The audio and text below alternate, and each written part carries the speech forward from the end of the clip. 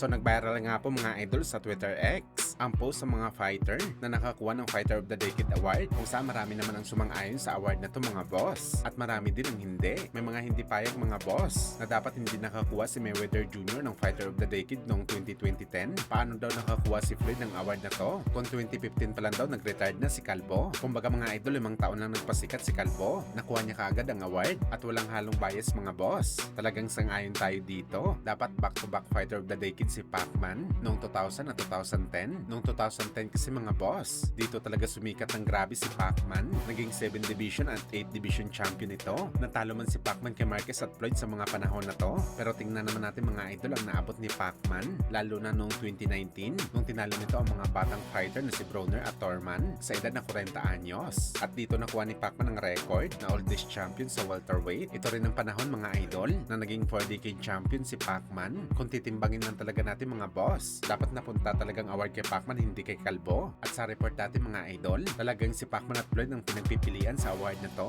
At marami ang bumoto na pabor kay Pacman, pero todo reklamo si Floyd sa social media. Bakit hindi pa daw nito makukuha ang award ng Fighter of the Decade? Gayon pa man, undefeated fighter siya at si Boss Manny nagkaroon na ng isa. Kaya para sa ating mga boss, deserving talaga si Pacman sa award na to.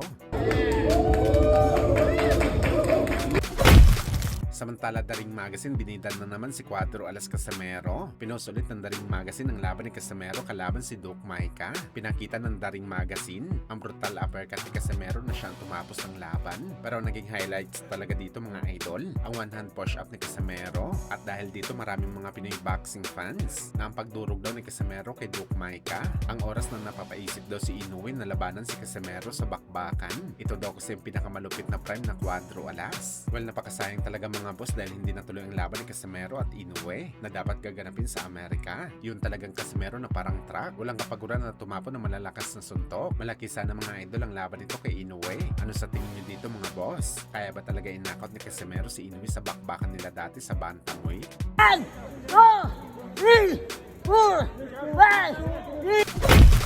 Sa kabilang banda naman mga idol, trainer ni Crawford na si Coach Boma, tiwala na papatulugin lang daw ni Conor Ben si Ryan Garcia sa bakbakan nila. Masyadong malaki daw si Conor Ben at matibay daw ito sumalo ng kamao. At si Ryan Garcia naman daw mga boss, ang fighter na mahilig mag-quit sa bakbakan. Kaya sigurado man na knockout daw talaga si Bagito sa bakbakan na to. Well, malalaman natin yan mga boss sa aktual na bakbakan. Hindi nga kaya tapusin ni Conor Ben si Regis Prograis na isang 140 pounder. Si Ryan Garcia pa kaya na isang malaking tao. Magandang laban to mga boss, kaya abangan natin. Posible talaga manakaut ang isa sa kanila sa bakbakan.